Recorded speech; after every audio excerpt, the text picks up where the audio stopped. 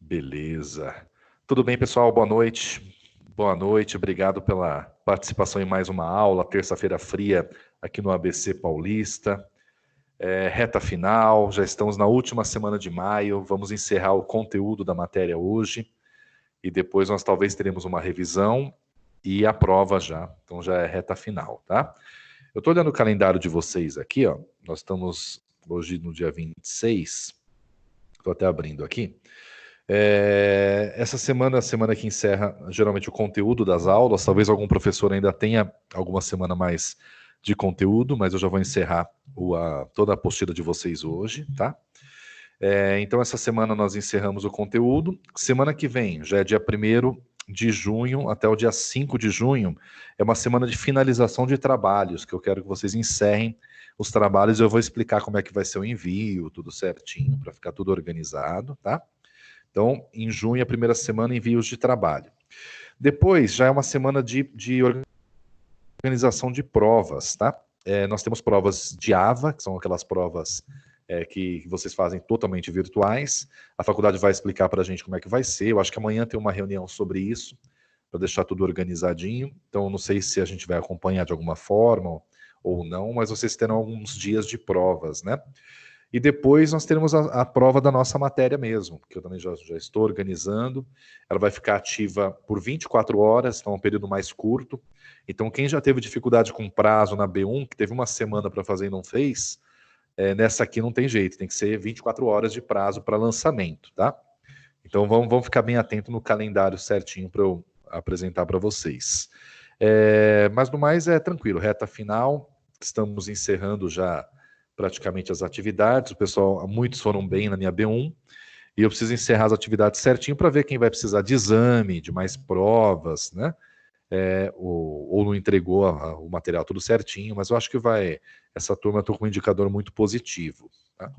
Mas é reta final, então vamos aproveitar essa última aulinha, já estou lançando os pontos para vocês, já é possível ver no sistema, e se preparar já para o encerramento do semestre aí. Um semestre bem diferente, com muitas adaptações no meio do percurso, né? Mas vamos observar como é que vai ser. A gente provavelmente vai terminar totalmente virtual esse semestre, e quem sabe no próximo semestre a gente volta para as aulas presenciais, né? Mas ainda não podemos cravar nada, são notícias novas surgindo a todo instante. Então a gente vai conversando. No final da aula eu vou passar para vocês como vai ser o envio dos trabalhos, então vai ser super rápido. E aí eu fico também à disposição de dúvidas, alguma coisa assim que vocês tenham, tá? Por enquanto tá dando para levar legal, tá me ouvindo bem, tem alguma dúvida? Pode aproveitar esse comecinho de aula aqui. Tudo certo, professor. Beleza. Tá tudo certinho, né? Qualquer dúvida, pergunta aí.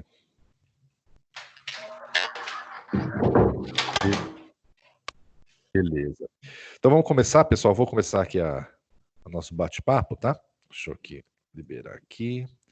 Beleza. Eu vou compartilhar minha tela para a gente começar a dar o nosso conteúdo aqui, que são os últimos 2 capítulos, né, gente, do nosso curso, né? Então vamos lá. Estou abrindo aqui o material de vocês, que desde o começo. Vamos lá. O material de vocês, hoje nós vamos encerrar 220 páginas de conteúdo, né? E todo esse material de vocês, ele englobou uma série de livros, de artigos científicos, que embasaram todo esse estudo. Então foi rápido, né? Mas a gente conseguiu elencar cada capítulo, dar sua devida atenção, direitinho, de uma matéria que ela tem os seus traços teóricos, mas de âmbito prático no dia a dia, né? Então, se a gente aplicar alguns conceitos que a gente viu por aqui, a gente consegue fazer um bom plano de marketing, fazer um pequeno planejamento estratégico, a gente consegue implementar algumas ações que entendem nosso consumidor, né? Então, esses embasamentos teóricos, eles são utilizados realmente na parte prática do nosso dia a dia.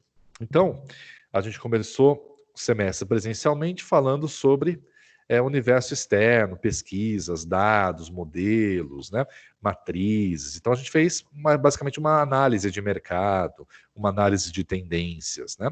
No segundo a gente entrou mais em comportamento, falamos um pouco de aspectos psicológicos do consumidor, tanto físico como online, né? Ou on e off, como a gente fala. Depois nós falamos muito sobre a tecnologia do marketing, com auxílio do TI e da tecnologia de informação como um todo, e novas tendências como Big Data, círculo de informações online, Omnichannel, utilização de CRM para inteligência de dados, né? E agora, na fase final, nós falamos de métricas, terminologias, né, que a gente pode utilizar no marketing para medir, né, para medir o comportamento dos nossos clientes. Então, nesse capítulo, na aula passada, a gente falou um pouquinho de marca, de mercado, falamos algumas métricas de financeira, o ROI, né, por exemplo, e agora a gente vai falar do 4.3 e o 4.4, os dois últimos capítulos, que são as métricas de clientes e as métricas de mídia e web, né? Então é bem interessante a gente entender todo esse processo. Primeiro capítulo, página 183, vamos lá para baixo, para a gente não perder tempo. Eles são capítulos que a gente, pelo que eu observei, que tem conteúdos práticos, nada muito complexo, tá? Então é de fácil entendimento, não é uma coisa muito complexa, são só terminologias que eu vou apresentar para vocês, para que a gente consiga ter uma evolução um pouquinho melhor desse cenário, né? Deixa eu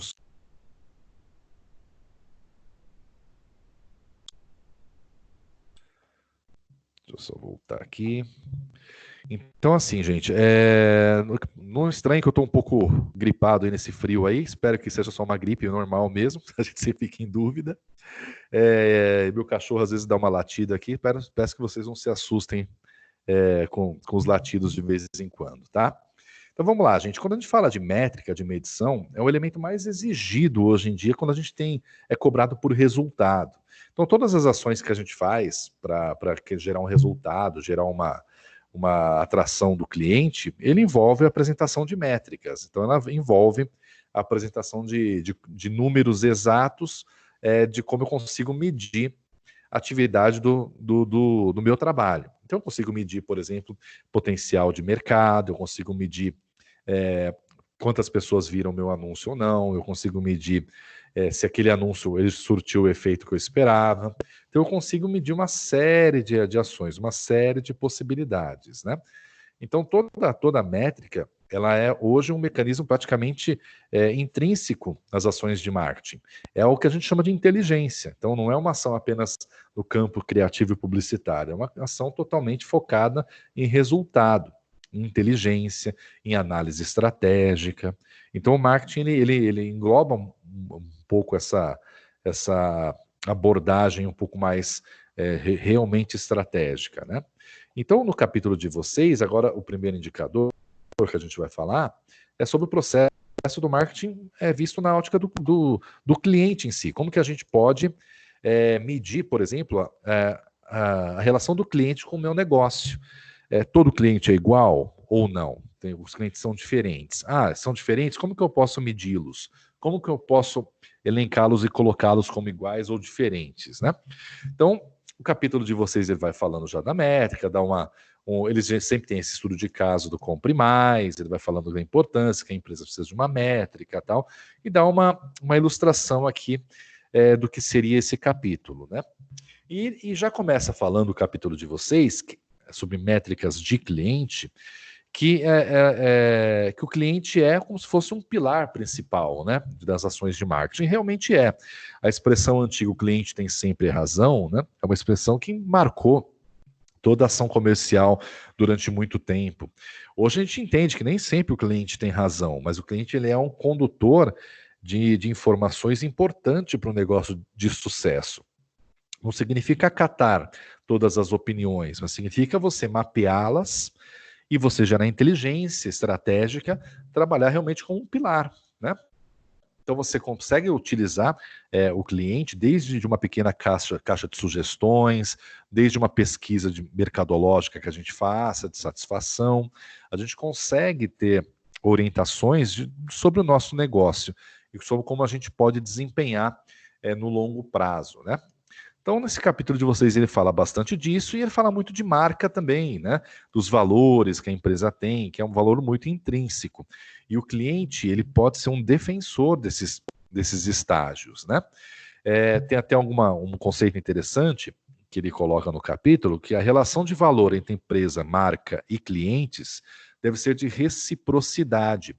Dessa forma, normalmente é uma valorização maior de clientes que dão maior retorno em termos de lucro, frequência e periodicidade.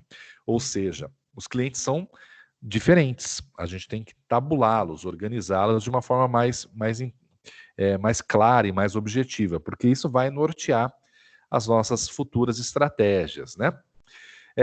Aqui fala da rentabilidade do cliente. Nem todo cliente ele tem o mesmo rendimento para a empresa. Por exemplo, um cliente que ele reclama muito e cobra muito retrabalho, ele é considerado um cliente um pouquinho mais oneroso para a organização, porque tem mais horas de dedicação, muitas vezes retrabalho, tempo de atendimento, que é muito confuso e muito difícil de atender.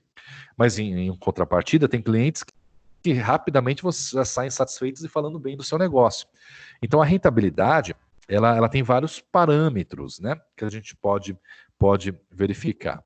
Uma característica que a gente pode utilizar para entender um pouquinho a rentabilidade dos clientes é a segmentação. Então você pode segmentar os clientes que você trabalha, que você tem na sua empresa, por categorias, tá? Esse aqui, por exemplo, é uma sugestão, né, uma suposição de classes de consumidores a partir de sua rentabilidade. Aqui, o autor ele coloca na figura, ele criou segmento 1, segmento 2 e segmento 3, por exemplo. Ele deu uma sugestão, né? Você pode dar o nome que você quiser para isso.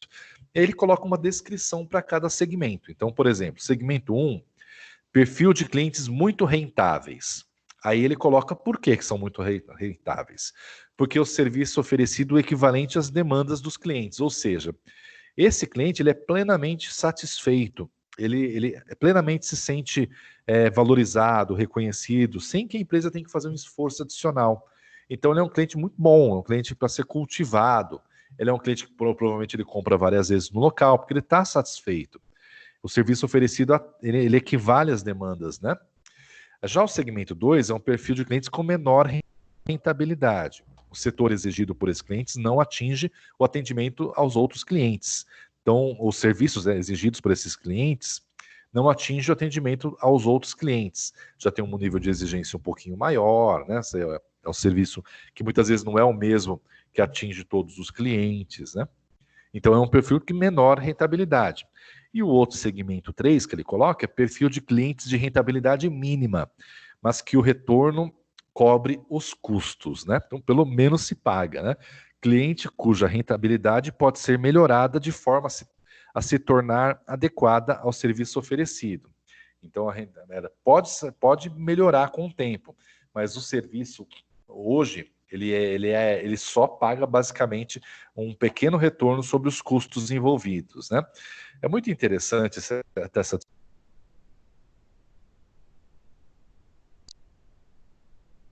quis abrir empresa, eu já tive outra empresa quando eu era mais novo, tal. E depois eu um pouco mais velho, já abri a minha agência, achei bacana. E eu abri a agência com um conceito que é chamado work lover, né? Work lover é um conceito de mercado, trabalhar por prazer, por paixão, né? Tem esse conceito um pouco mais moderninho, né? Então, o work lover é ao contrário do workaholic, né? Workaholic é aquele profissional que trabalha demais. Eu sempre fui workaholic, na época eu trabalhava em redações jornalísticas, né? Então, eu trabalhava muito. Então, 12 horas por dia, era normal. 12 horas, 14 horas, sábado, domingo, feriado, aquela coisa intensa que a atividade jornalística tem. E eu não queria ter uma empresa para virar escravo da empresa de novo. Embora às vezes eu não consiga, mas eu tentei mudar bastante. E o conceito work lover, ele vem muito do trabalho por paixão. Então, o trabalho que você trabalha em horários alternativos, você prefere a paixão, o viver, a qualidade de vida, as atividades profissionais. E eu criei a minha empresa de hoje, né, que já está há alguns anos no mercado, dessa ótica. Então, a gente, por exemplo, tem um hábito que não sei se é muito certo, às vezes eu me arrependo, mas de demitir clientes. Então, quando eu sinto, por exemplo, que o cliente é um cliente tóxico, é um cliente que gera mais problemas do que solução, que gera um caos na equipe, que deixa os profissionais estressados, as pessoas estressadas, eu já cheguei a demitir cliente. Falei, não, desculpa, a gente não vai poder te atender. Não, mas eu vou pagar. Não compensa. Não tem como te atender. A gente não consegue deixar você feliz. E eu já tive essa atitude com vários clientes, não foi nenhum, nem dois, nem três. E às vezes a gente se arrepende, fala, poxa, será que é certo fazer isso? Não é? Mas é porque a gente sente que o cliente, muitas vezes, ele gera muito custo e pouco retorno. Então, é o que a gente denomina na área, inclusive de recursos humanos, se debate muito isso, que é o chamado chefe tóxico ou cliente tóxico. Porque nós, que trabalhamos em prestação de serviços, nós somos, muitas vezes, nós temos vários chefes, né? A gente acha que não tem chefe, mas cada cliente é um chefe. E o chefe ele pode ser tóxico, o cliente pode gerar mais custos do que soluções, né?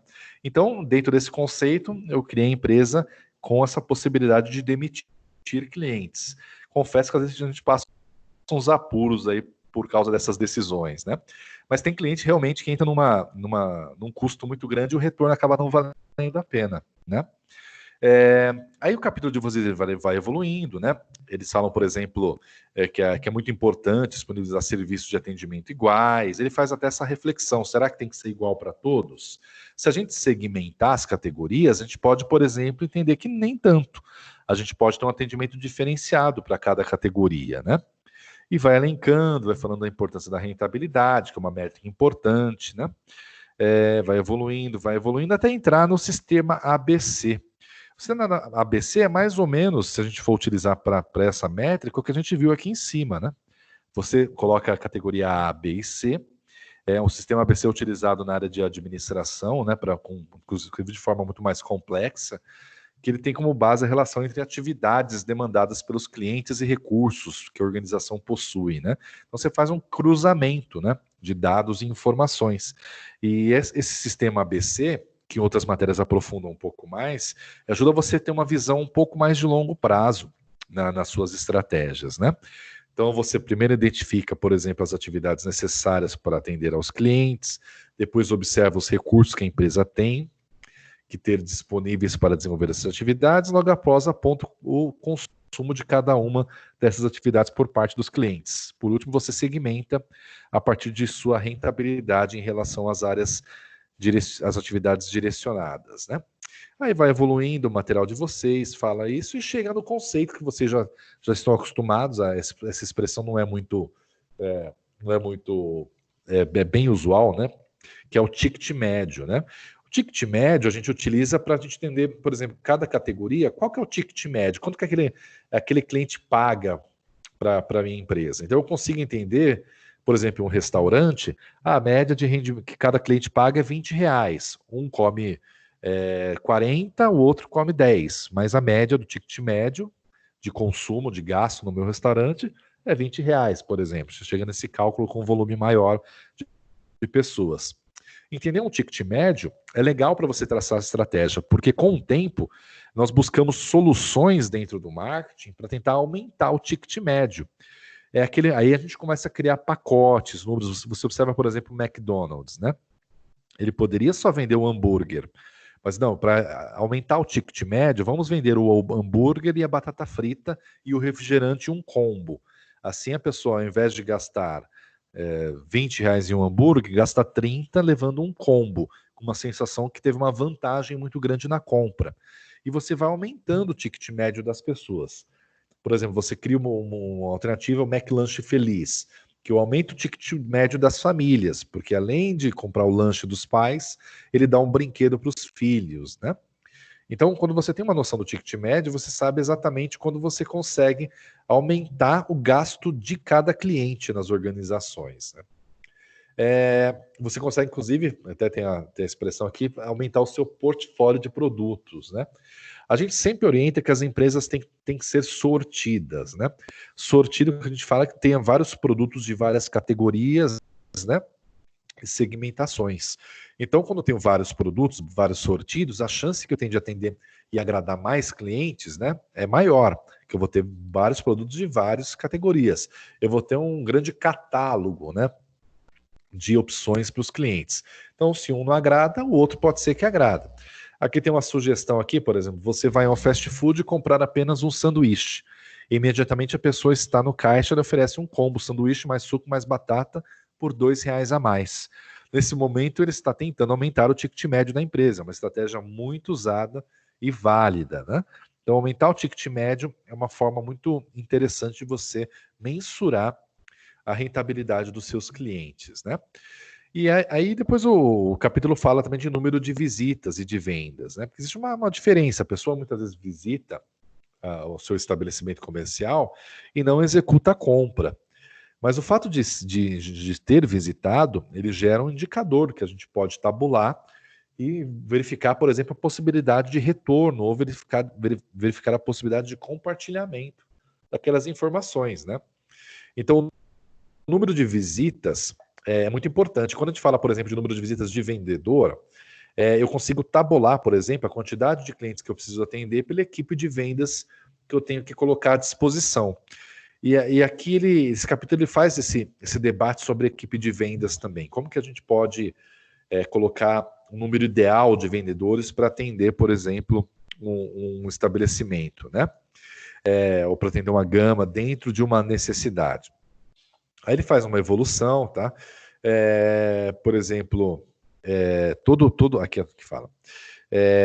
Você tem que fazer uma divisão para verificar se o número de vendedores que você tem, você consegue englobar a necessidade do número de clientes a serem visitados, né? Porque isso é um erro muito grande que a gente tem, muitas vezes uma equipe pequena de vendas acaba não absorvendo a necessidade básica de todos os clientes, porque o cálculo satura muitas vezes a atividade do próprio vendedor. Então, cada vendedor ele tem uma cota de possibilidade de atendimento positivo.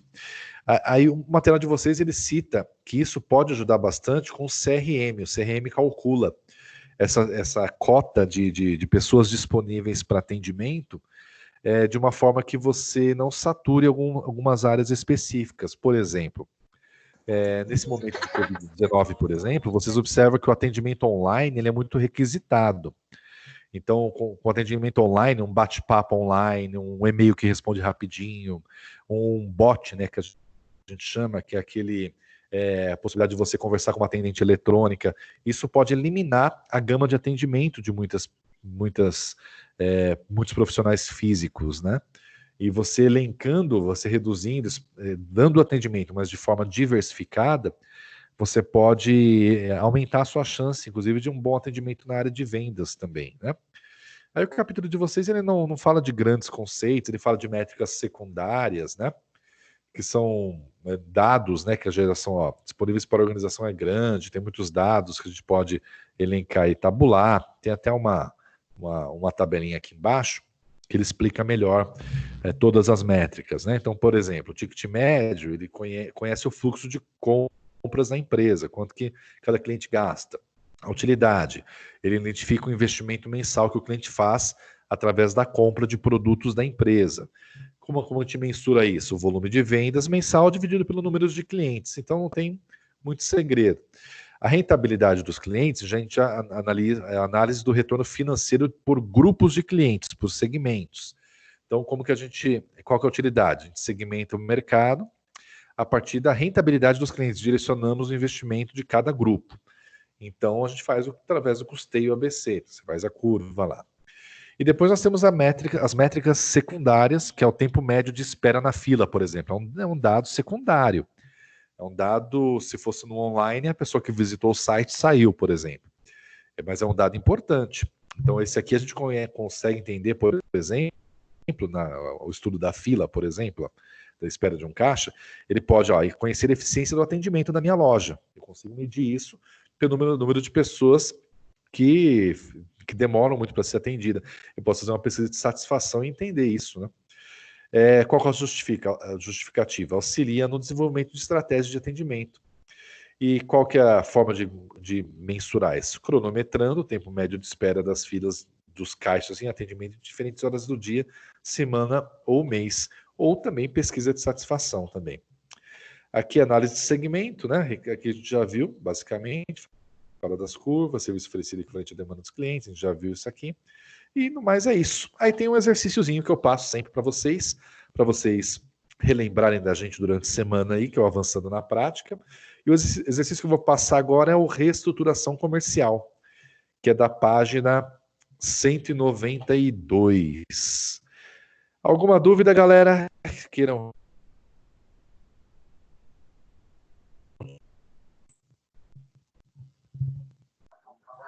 Boa noite.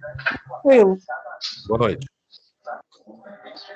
Professor, Conseguiram meu... Oi, eu tenho uma dúvida. pode perguntar. Deu para perceber que essas métricas elas são distinguidas dentro de um quadro, né? Como se fosse um PDCA. Tem que ser avaliada, tal. Como é que eu faço para mim distinguir as minhas métricas, para saber os meus objetivos? O ideal, quando a gente faz um planejamento de marketing completo, a gente faz todas essas métricas, tá? Então a gente não fica, por exemplo, elencando, essa é mais importante que essa, por exemplo. Só a gente faz todas as apresentadas até nos capítulos anteriores. Mas você pode, por exemplo, se você trabalha com uma loja e você percebe que existe um gargalo de pessoas, por exemplo, que entram, olham e não compram. Aí talvez interesse entender o porquê que elas não compram. Aí eu talvez compense para mim utilizar uma métrica de uma medição, né, de quantidade de clientes que não convertem. Então eu posso elencar isso, é muito importante. O ticket médio é um índice básico, qualquer empresa tem que calcular o seu ticket médio, quantas pessoas gastam, para ver se eu posso aumentar isso, né? E aquela curva ABC é legal para eu conseguir mudar a estratégia para o cliente muito bom e para o cliente que ainda eu preciso melhorar. Então eu consigo um entendimento, uma lupa, né, sobre meus problemas de atendimento, muitas vezes. Então, o que a gente orienta é que assim, as métricas elas precisam ser todas executadas, né? É que às vezes a empresa não tem recurso para fazer todas essas medições, né? Porque são bastante também essas métricas, né? Muito. Tem pesquisa, né? Às vezes tem que fazer pesquisa de satisfação, contratar uma empresa de consultoria. Então são muitas. Se eu for para o universo online, tem mais ainda. Então a gente tem que medir o que é importante para aquele momento da empresa. Mas Então tem que separar e peneirar o que é para o segmento, eu acho. Né? Cada segmento tem as suas prioridades, né? Sem dúvida. Então, por exemplo, a área de serviço, né? Tem área de serviço que você presta um serviço único e depois você não vê mais o cliente durante um bom tempo. Aí tem área de serviço que você presta serviço semanal, por exemplo, como é o meu caso, mais ou menos. Então, toda hora você está falando com o cliente. É mais desgastante esse processo. Então, meu atendimento tem que ser melhor e mais diversificado. Então, eu tenho que criar uma categoria para esse tipo de cliente, entendeu? Para verificar a rentabilidade dele. Então, é importante que a gente consiga uma diversificação, né? Entendi. Obrigado. Imagina, tranquilo. Alguma dúvida mais, gente? Professor, boa noite. Boa noite. Professor, teria como você só passar seu pincel falando das atividades que foram passadas? Porque eu acho que eu já me perdi. Não, eu passo. Vou fazer assim, eu vou falar outro capítulo para vocês agora, rapidinho, não vou nem perder muito tempo, e depois eu vou falar só de atividade. Aí eu vou passar beleza. todas para você ficar certinho, como me envia tudo certinho. Pode ser? Pode ser sim. Obrigada. Aí eu já viu? passo todas, imagina, tranquilo. Aí eu já passo todas e vou passar até como vai ser o e-mail de envio, tudo certinho, tá? Beleza, então, muito obrigada. Obrigado para você, beleza. Mais alguma dúvida, gente? Alguma coisa? Posso ir para outro capítulo? Beleza, vamos lá. Ó. Voltando aqui para a gente não perder muito tempo, então essa atividade de hoje, vocês já marcaram aqui, ó, reestruturação comercial, página 192, tá? Aí nós vamos evoluindo aqui, tal, e vamos para o capítulo final, 4.4, falando de métricas de mídia e web. Gente, quando a gente fala de métricas de mídia, gente, mídia é meio, tá? Por exemplo, se eu vou anunciar, ou fazer um anúncio mesmo de uma revista em uma TV, eu preciso calcular o índice de audiência, por exemplo, de cada veículo e TV. Então, isso é uma métrica de mídia. Eu vou até mostrar para vocês aqui uns Media Kits para vocês verificarem aqui, só para vocês entenderem.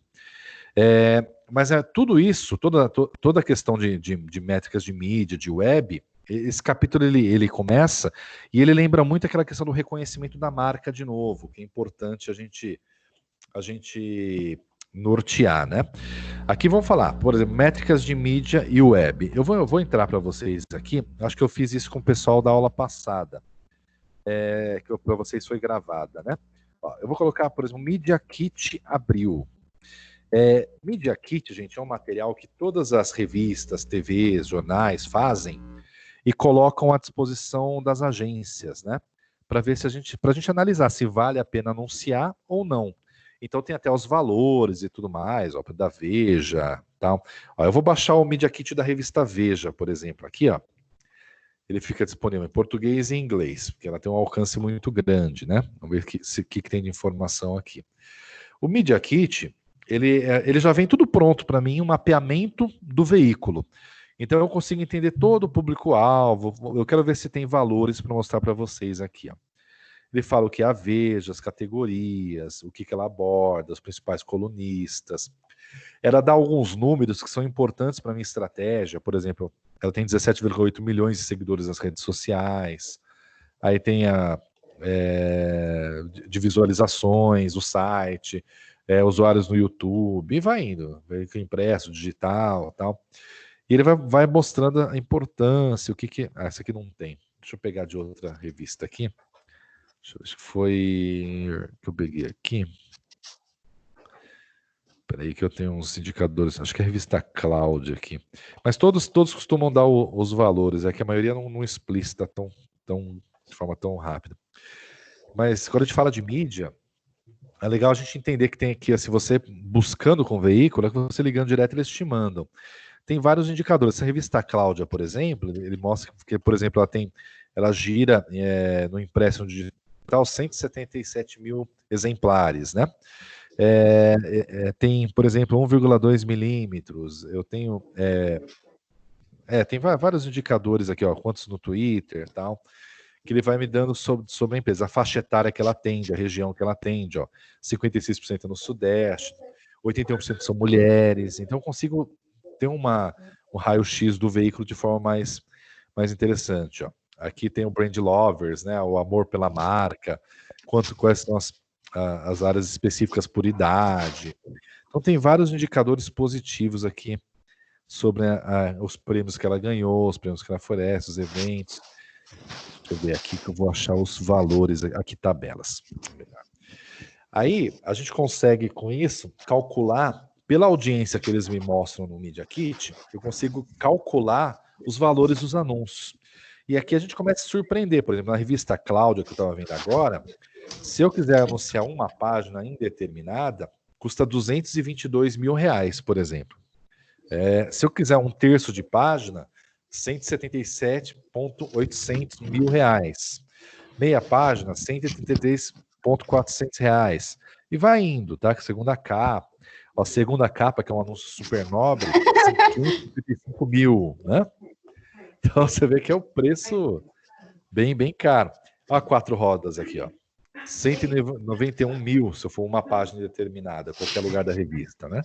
É um valor muito alto, né? Mas eu consigo, por exemplo, verificar quanto que eles falam. Oi? Alguém perguntou alguma coisa, não, né? Deixa eu só ativar aqui. Então, assim, o Media Kit aqui, ele tem essa... Eu posso calcular, por exemplo, o número de pessoas que eles falam que tem audiência e dividir pelo valor, ó, 177 mil exemplares de circulação. Eu vejo o preço do anúncio, divido pela página ou por outra, ó, 177. Se eu anunciasse aqui, por exemplo, eu saberia que eu tô gastando mais ou menos R$1 por pessoa atingida. E eu consigo calcular isso, né, para ver se compensa na minha estratégia de marketing. Então, se vocês quiserem sempre verificar os dados de uma revista, de um jornal, você pode colocar na web Media Kit Globo, Media Kit Rede TV, que geralmente fica à disposição. Se não tiver, vocês ligando e pedindo para a própria emissora, eles enviam para vocês certinho, para vocês terem uma noção. Então, a gente tem que contextualizar todo esse processo, né? Quando a gente fala de mídia, tem que ver todos os nuances de audiência que ela tem e onde a gente pode chegar, né? Aqui tem um conceito, ó. A comunicação online refere-se às ações de comunicação no mercado realizadas na web, isso é básico, ou seja, virtualmente. Já a comunicação offline refere-se às ações de comunicação fora do mundo virtual, rádio, TV, outdoor. Isso aqui é interessante, gente. Por exemplo, como que eu posso medir o retorno de um outdoor, por exemplo? Numa estrada, eu tenho uma estrada e eu tenho um outdoor disposto lá. Como que eu consigo medir minha audiência desse outdoor? Isso envolve, inclusive, até a minha criação. Por exemplo, numa estrada, eu tenho que medir o tempo que um veículo está passando naquele trajeto, o ponto de visualização daquele outdoor, até quando ele sai do ponto de visualização do outdoor. Aquele tempo pode ser, por exemplo, 1 minuto, 2 minutos, 3 minutos, depende. Tem estradas que você passa e fica bastante tempo lá dirigindo e o outdoor está lá ainda, né? Frango assado, por exemplo, você vê aquele outdoor distante e tal. Todo aquele tempo mensurado. Aí eu posso pedir um indicador, por exemplo, de trânsito, de quantos veículos passam por dia naquela via. Aí, pelo tempo disposto lá e reduzindo pelo tempo de exposição daquele outdoor, eu consigo gerar um indicador de audiência para aquele outdoor. O panfleto já é por impressão, custo por impressão que a gente calcula, né? Custo por 1000, né? Que a gente chama para quanto vale a pena fazer um panfleto ou não. Então, tudo a gente vai mensurando, são métricas que a gente vai calculando. Tem o custo custo por ponto de audiência, no caso de TV, rádio, o custo por 1000, no caso de impressão e tudo mais. Aqui, gente, tem uns conceitos aqui nesse capítulo que a gente usa, é legal a gente entender, mas são conceitos que a gente já tratou já em outros capítulos, só que com nomes semelhantes, né? Aqui é o brand awareness, que a gente chama, né? Que é mais ou menos o grau de reconhecimento da marca, de percepção da marca que a gente tem, né? Aqui eu vou até, que tem mais expressões aqui embaixo, que é o grau de notoriedade, como você nota, tal. Aqui tem os níveis desse brand awareness, né? Que é o grau de reconhecimento mesmo da marca. Um dos níveis dele, que é o One Wording of Brand, né?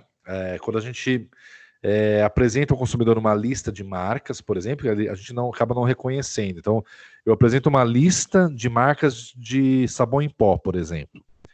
E aí eu pergunto assim, você reconhece alguma dessas marcas? E ele me responde, não conheço nenhuma marca apresentada. Então, ou seja, ele é uma pessoa que ela tem um nível de desconhecimento da marca, então ele não conhece.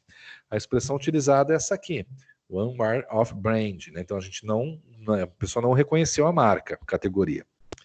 Aqui tem uma outra categoria que é o Brand Techignition, né?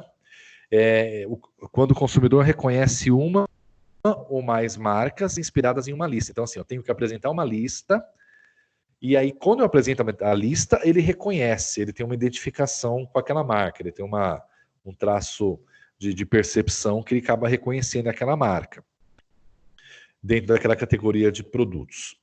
Aí eu tenho esse brand recall, né?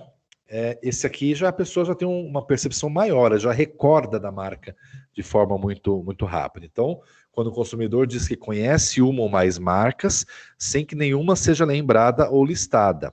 A lembrança espontânea de uma ou mais marcas. Então, assim, independentemente de eu apresentar uma lista, a pessoa já reconhece. Então, eu não preciso elencar produtos. Eu falo sabão em pó, ele fala Omo. Ele fala, sei lá, outras marcas, né? Eu nem lembro mais uma marca de sabão em pó. Mas Ariel, né? Tem outras marcas aí no mercado. Então, a pessoa acaba remetendo sem eu dar uma lista de marcas para a pessoa escolher. E tem o Top of Mind, que eu já falei em outra aula para vocês, que ele fala qual que é a primeira, né? Mais identificada, mais lembrada, que está no topo da marca. Então, quando a gente entende onde está a sua marca nesse universo, eu consigo entender um pouco do que a gente chama de grau de confidencialidade, de confiança, né, na realidade, dos clientes sobre aquele produto. O grau de lembrança do produto e tudo mais. Algumas marcas se tornam sinônimo de determinados produtos. Ao identificar uma mercadoria, os consumidores reconhecem com o nome de uma determinada marca. Então, por exemplo, é o que a gente vê com a Bombril, por exemplo. é palha de aço, né? Bombril é a marca. Chiclete é a marca, né? O produto é goma de mascar. E outros, né? Infinitos produtos que a gente chama pela marca e não pelo, por exemplo, que boa, né? Água sanitária, usa a marca que boa. Então a marca ela acaba virando o nome do produto na cabeça das pessoas. Isso é excelente para quem, ó, Gillette, né? Eu vou comprar uma Gillette ao invés de lâmina de aço. Identificar o produto de lã de aço como sendo Bombril. Então são vários exemplos, né? E aqui a gente entra na fala mais web, que é o engajamento, né? Acho que vocês já ouviram falar muito qual que é o engajamento da sua marca nas redes sociais, como que a gente mede o engajamento, né? Engajamento nada mais é do que uma das métricas mais importantes da web hoje em dia, que é para verificar como que as pessoas interagem com a sua marca e como que elas demonstram satisfação ou insatisfação ou posicionamento quando eu provoco o meu público, né?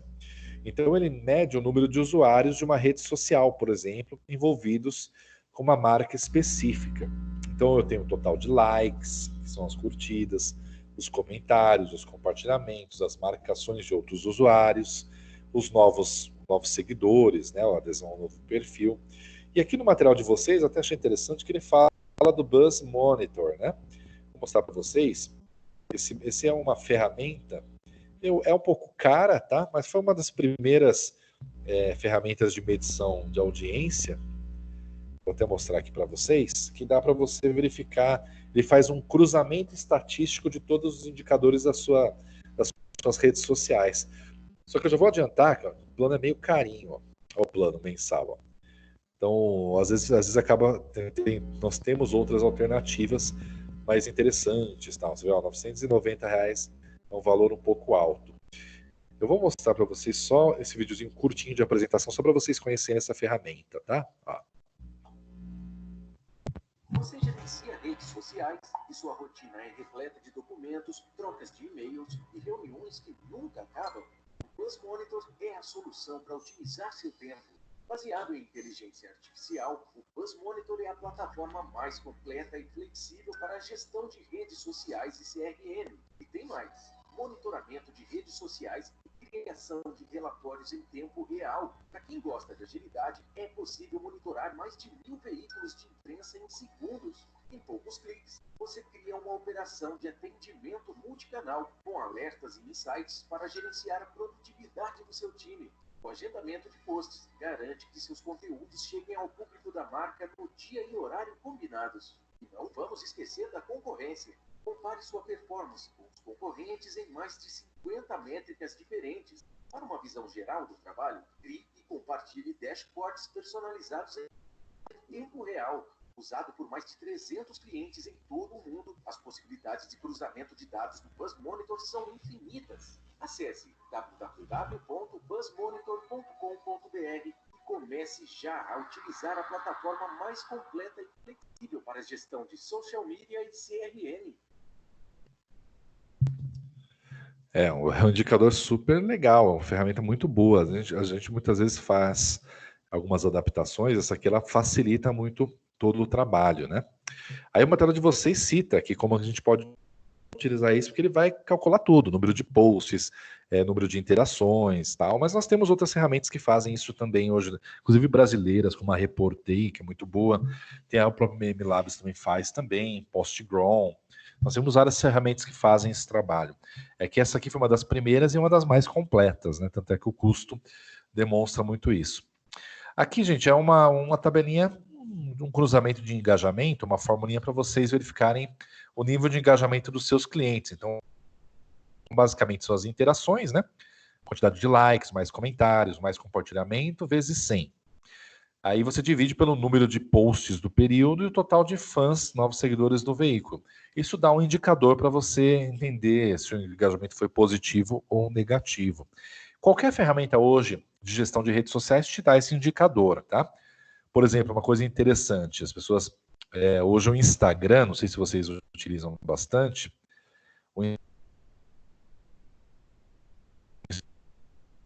tem um perfil cada vez mais seguido e mais recheado, né? O Instagram, por exemplo, ele tem alguns benefícios para quem tem mais seguidores. Se você passa dos 10 mil, você pode colocar link nos stories. Então você põe um arraste para cima, né? Você arrasta para cima, a pessoa clica e compra. Mas você tem que ter 10 mil seguidores.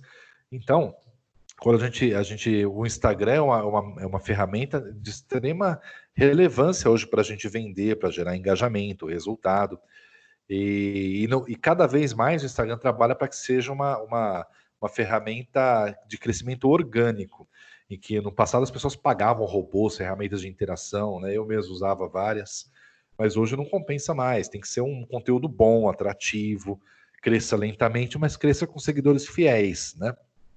Isso é bem importante para a gente mensurar. E o engajamento do Instagram, geralmente, se vocês observarem, quando você posta, ele tem um alcance, uma visibilidade, que até o capítulo de vocês fala em seguida. E essa visibilidade, quanto mais pessoas acessam a internet, ela cai, porque tem muita gente na web. Então, se você tem um engajamento de 2%, 3% do seu público, dos seus seguidores, já é considerado um excelente engajamento para o Instagram. Porque é difícil a gente conseguir um grande engajamento. Quanto mais alcance você tem, mais engajamento a gente consegue. Uma dica que para a gente aumentar o nosso alcance é postar no mínimo 4 a 5 stories por dia, ajuda bastante. E as postagens de conteúdo, quanto mais frequentes, melhor. E quando as pessoas comentam os seus posts, você interaja com elas rapidinho. Isso ajuda a aumentar o seu alcance. E aumentando o seu alcance, pode aumentar o seu engajamento também.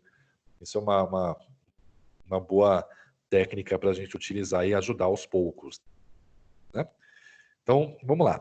E a visibilidade é muito importante. A visibilidade é assim, quantas pessoas estão vendo aquilo, né? A gente usa muito a expressão alcance, para verificar onde chega a minha postagem, até que ponto as pessoas estão vendo, né? Então, vamos lá. Aí nas métricas de redes sociais, a gente fala, por exemplo, Facebook, né? Eu consigo medir pelo volume de publicações que eu tenho. O que eu consigo medir? O número de pessoas que visualizaram meu post, da minha fanpage, né, página de empresa, quantidade de usuários atingidos pela publicação, número de likes, comentários, eu consigo tabular isso tudo. Quantas publicações que eu tenho na fanpage, né, e nos perfis também. Médio tamanho do alcance de cada publicação, analisando os amigos em comum, tal. O Twitter, geralmente eu consigo medir as curtidas, os likes na minha postagem, os retweets, né? E os novos seguidores, eu consigo medir lá também, que clicaram na marca, né? Os blogs, por exemplo, eu consigo medir o número de visitas a um blog. Aí aqui cita, por exemplo, o Google Analytics. Eu até deixei aberto aqui, Google Analytics, para vocês verem aqui. Google Analytics é que ele está lento hoje, eu não sei o que está acontecendo, mas ele é mais rapidinho. Deixa eu ver se ele vai abrir aqui. Ele está muito lento para mostrar os dados hoje, deve estar passando por alguma atualização, alguma coisa. Mas o que é o Google Analytics? Ele é uma ferramenta do próprio Google, tá abrindo aqui, que eu consigo criar uma conta, eu gero um pixel, né, um código do próprio Google, e eu coloco dentro do site que eu quero medir. E a partir do momento que eu coloco dentro daquele site, todas as pessoas que acessarem, eu consigo gerar um resultado para ver se as pessoas ficaram muito tempo no meu site, quantas pessoas acessaram, quantas não acessaram, tal. É que eu não sei se vai abrir, porque ele está muito lento. Hoje o dia inteiro ele está assim. Olha, ele já está medindo aqui, ó, resultados. É que eu não vou conseguir tabular muito por prazo, mas ele tem um número. Eu tenho vários sites aqui nesse Google Analytics tabulados, mas não dá nem para ficar mudando. Tem todos esses daqui. Aí você vai vendo, ele tem um indicador de acesso. Então eu consigo, com base nisso, entender se as pessoas estão visitando o meu site, consigo ter uma visão do público-alvo dele. Deixa eu ver se vai aparecer a visão geral do público-alvo aqui. Ele está muito lento hoje. Mas dá para ter uma visão interessante. O Google Analytics, se vocês quiserem criar uma conta, é só criar um Gmail. Aí você entra no Google Analytics, você entra com o próprio Gmail. Então você consegue gerar um pixel e colocar no seu site. É muito tranquilo. Tem até pouco acesso a esse site aqui. Vai ter um período, né? Deixa eu ver os períodos aqui também. Tem que ir linkando, dá para nortear, mas tem pouquinho acesso. Teve um acesso. Site novo. Então, é uma parte que a gente pode mensurar, inclusive para blogs, que é muito interessante. Por que blog é legal ter bastante conteúdo? Blog é uma excelente ferramenta de venda. Você gerando bastante conteúdo, você pode colocar links no seu texto e gerar quem quer trabalhar com marketing de afiliados, por exemplo, exemplo, o blog é uma excelente ferramenta. O YouTube eu consigo verificar a visitação dos vídeos, né? Comentários, tendências e tudo mais. E no Instagram e no LinkedIn, novos seguidores da página, eu consigo verificar o perfil que mencionaram a minha marca e tudo mais. Vai evoluindo direitinho. Aí verificar a influência, né? O poder de influência que eu tenho na web é o poder de convencimento. Então hoje a autoridade é muito importante, a sua autoridade na web, como você trabalha, porque pode virar dinheiro no futuro, né? Hoje tem muita gente que ganha dinheiro viajando com seu motorhome, com a sua divulgação de conteúdo, porque ela tem uma boa influência entre seu público nas redes sociais, né? Então você pode observar que, por exemplo, o YouTube monetiza muito, o próprio YouTube paga. Só que no Instagram eu posso anunciar uma marca para vocês e gerar um bom retorno, né? Dá muito interessante, muito legal para a gente trabalhar. Quer ver? Aí tem algumas métricas, aí já tem todas as métricas que a gente falou, tem o retorno sobre investimento, taxa de conversão, zonas quentes, market share, brand equity, home, que é o retorno sobre investimento em marketing, payback, o retorno no investimento, ticket médio, rentabilidade dos clientes, métricas secundárias, o brand awareness e o engajamento são formas de a gente mensurar. Deixa eu ver se eu consigo entrar aqui no Instagram. O Instagram ele virou uma grande solução de novos negócios de forma prática. Até a pessoa que não gosta de aparecer muito, ela consegue ter um retorno. Olha a quantidade de lives, tem um monte de live rolando, né? A live é a tendência dessa quarentena. Deixa eu ver aqui. Tem alguns perfis que eu acho interessantíssimos, né?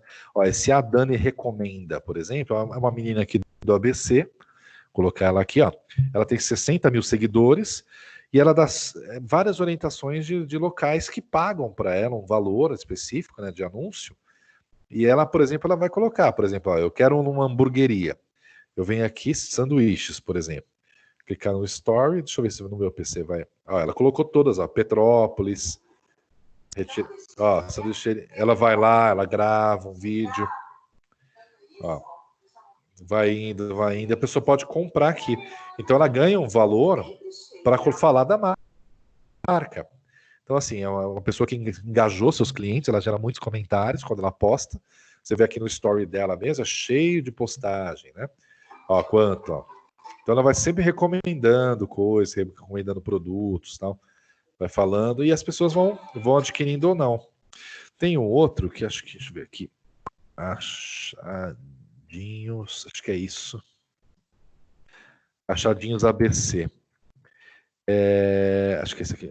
Essa aqui é uma moça que era, inclusive, irmã de um amigo, de um aluno meu, que ela visitava lojas e via, por exemplo, alguma oportunidade, alguma roupa, alguma coisa legal. Não sei se é bem esse perfil, tá, gente? Mas a ideia é a mesma. Então ela visitava as lojas e tirava a roupa, achei um vestido tal, por um desconto tal, e colocava aqui. Aí com o tempo as pessoas começaram a seguir, começou a crescer, e as lojas começaram a procurar a pessoa para fazer anúncios. Então ela ganha uma fatia de anúncios tal, para uma fatia de anúncios ela vai publicando e divulgando.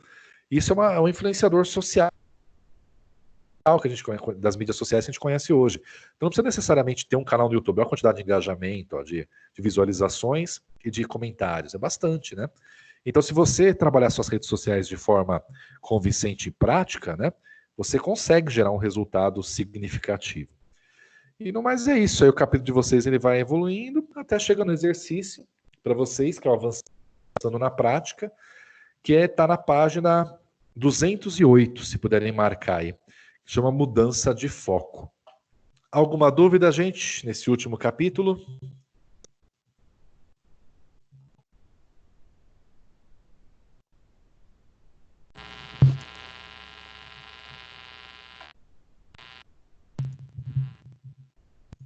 Alguma dúvida, galera?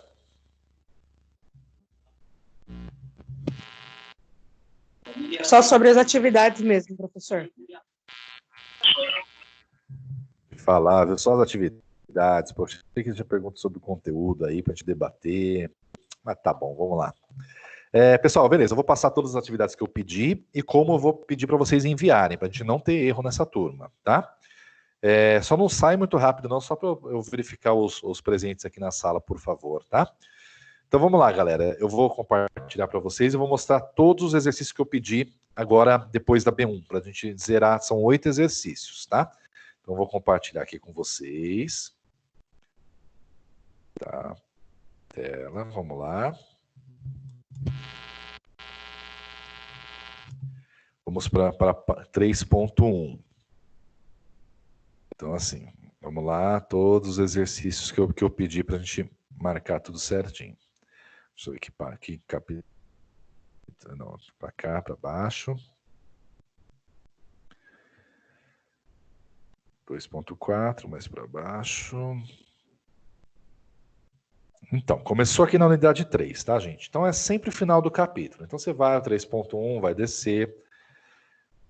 Descer.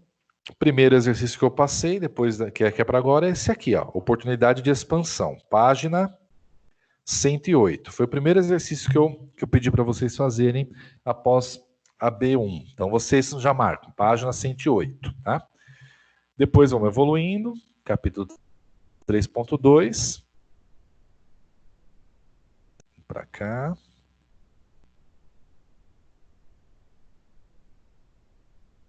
Aqui, ó.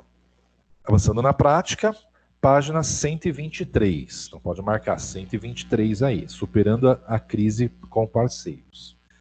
Então 2 exercícios até agora, descendo, 3.3.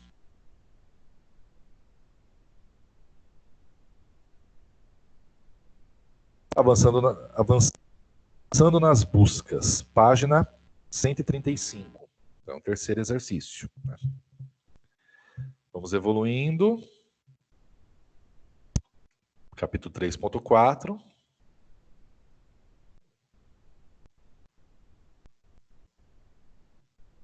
Aqui em cima, eu passei aqui.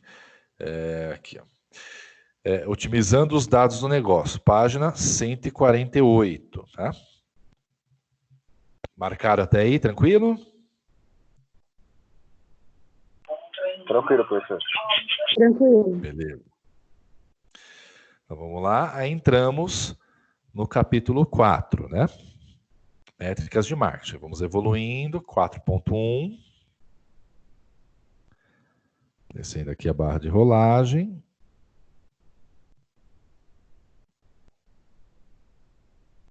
Aqui, ó. Oportunidade de expansão. Avançando na prática, página 167. Tá? 167. Beleza, vamos descendo.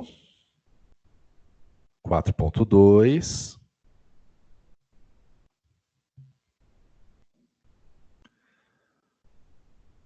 Avançando na prática, expansão organizada, página 179. Mais esse exercício. Vamos evoluindo. E aí são os exercícios de hoje, né? 4.3, o capítulo, que eu passei agora há pouco, que é o... Aqui, mais para baixo... Aqui, reestruturação comercial, página 192. E agora o último, que é o do capítulo 4.4.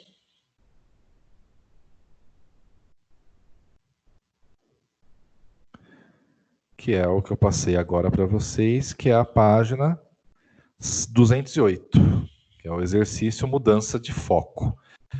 Marcaram certinho aí?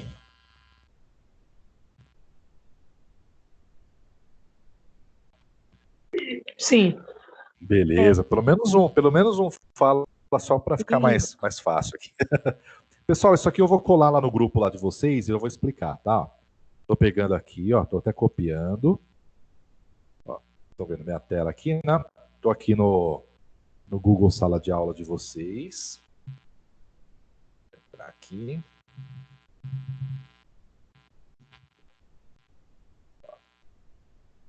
Vou postar aqui para vocês aqui, ó. Aqui tem como vocês vão me mandar o exercício, tá? Tô até postando aí para ficar mais fácil para vocês aí, ó. Oh, o Emanuel entrou na sala, gente? Deixa eu ver aqui. Ele falou que não consegue. Ah, tá aqui, Emanuel, já tá aqui, né? Beleza, Emanuel. Que eu vi agora a sua mensagem, né? Desculpa, viu? Deve ter dado um errinho lá. Vamos lá, Consegui pessoal. entrar aqui, professor. Beleza, que eu vi agora só, desculpa, viu? Então vamos lá. Aqui é a forma de envio, gente, como que vai ser? Acabei de mandar para vocês lá no grupo, tá? Eu vou padronizar o envio, gente, para não ter erro, para ser de fácil correção e não ter nenhum tipo de ruído, falar, não entreguei e tal. O que eu preciso, gente? Como vocês vão enviar esses exercícios? Será um único e-mail, tá? Então eu não precisa mandar vários e-mails, é um e-mail só, que vocês vão me enviar entre 1º de junho a 5/6. Então eu não quero receber antes e nem posso receber depois. Só nessas datas aí, tá? Que é na semana que vem. Então, qual e-mail? O meu e-mail da Anhanguera, robson.gisoldi@anhanguera.com, tá? Como que vocês vão mandar esse e-mail? Vocês vão colocar o assunto, o nome completo de vocês, mais o dia da semana que tem aula comigo. Então, vocês são de terça, né?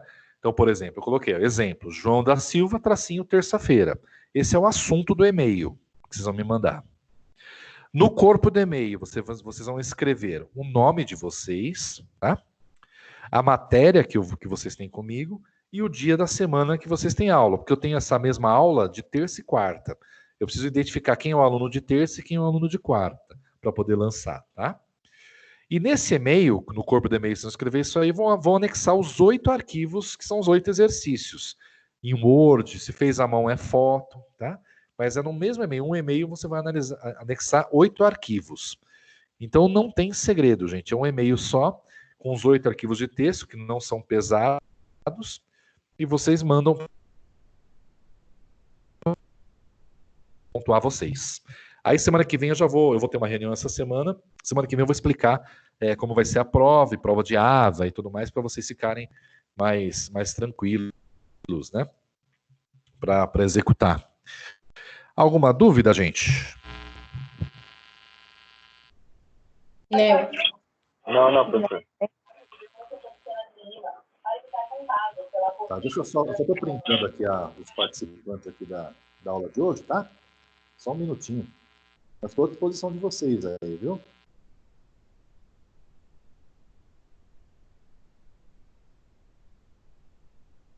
Tá acabando, hein, galera? Vocês vão viajar para onde nas férias, hein?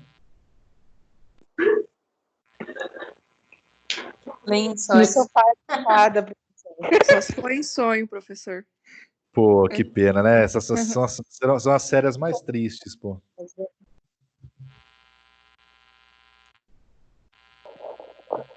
Então podia emendar já sem férias tudo, já vamos direto, poxa. Importante é ter saúde, né, professor? Isso aí, porque é uma coisa que preocupa, viu? Hoje em dia, ter saúde já é uma grande vitória mesmo, porque o negócio não tá fácil, não. Beleza, estou só printando a galera aqui, para não esquecer de ninguém. Reginaldo.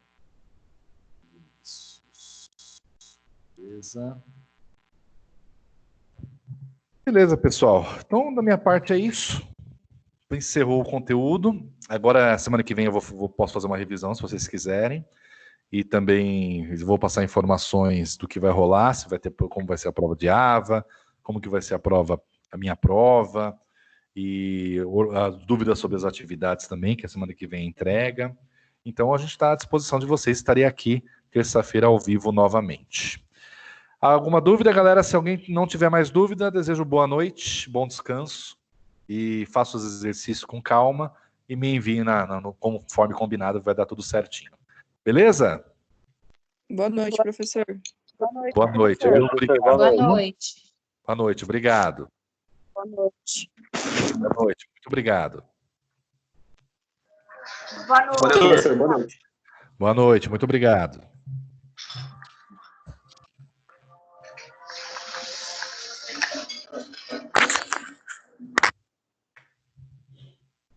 Professor, só uma dúvida. Pode falar. Talvez.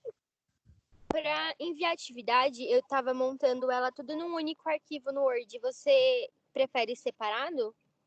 Eu preferiria separado, viu? Porque aí eu já consigo tabular, se já tá faltando um, já aviso na hora, entendeu? Beleza. Se não ficar muito difícil, eu prefiro, viu? Não, imagina. Eu faço aqui, então, uma por por folha, né? Beleza. É porque eu já bato o olho e vejo se já não tem 8, eu já sei que tá faltando e já cobro, entendeu? Tá bom, então. Obrigada, viu? Tá bom? Desculpa te dar mais trabalho, viu, Giovana? Sem problema. Boa noite. Boa noite, obrigado.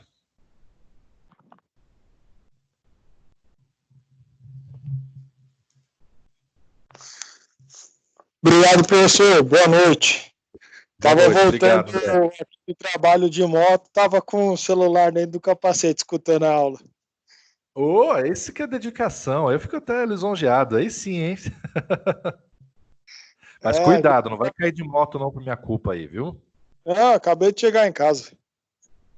Ah, então tá bom. Quem não tem cão, passa com gato, né? Importante é estudar. É, mas cuidado, viu? Aí me preocupa, viu? Mas foi tranquilo, tava bem seguro aqui. Valeu, professor. Beleza. Boa noite. Obrigadão. Valeu, boa noite. Professor, boa noite. Oi, boa noite. Professor, eu acabei perdendo a aula. Eu não sei se eu entrei no link errado, mas o meu ficou conectando. Não sei se foi a minha internet. Ficou até agora. Não, relaxa. Eu marquei aqui seu nome para pontuar a atividade, participação, tá? O que acontece agora? Eu vou pegar e vou salvar a aula, vou gravar, né? Ela vai ficar salva, eu vou mandar o link para vocês do YouTube. Aí vocês podem assistir quando vocês quiserem. Ah, tá bom. Foi bom? da 4 e 4.3 que você passou hoje? E os dois últimos é 4.3 e 4.4. Fechou. Tem alguma... Eu te mando, daqui meia horinha já tá aí, já tá no aplicativo já. Sim. Sem contar essas atividades do livro, tem outra atividade no link? Não, só essas daí mesmo. Tá. Fazendo essas daí do livro já zerou. Tá bom. Então, muito obrigado, hein? Boa noite. Imagina, qualquer coisa só pode perguntar, tá? Ok.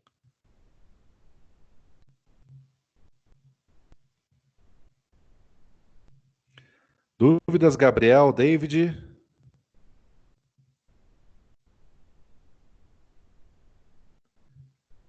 Gabriel, dúvidas? Bom, então vamos encerrando aqui a aula. Obrigado pela participação de todos. Vou encerrar aqui a gravação. Vai ficar disponível no YouTube.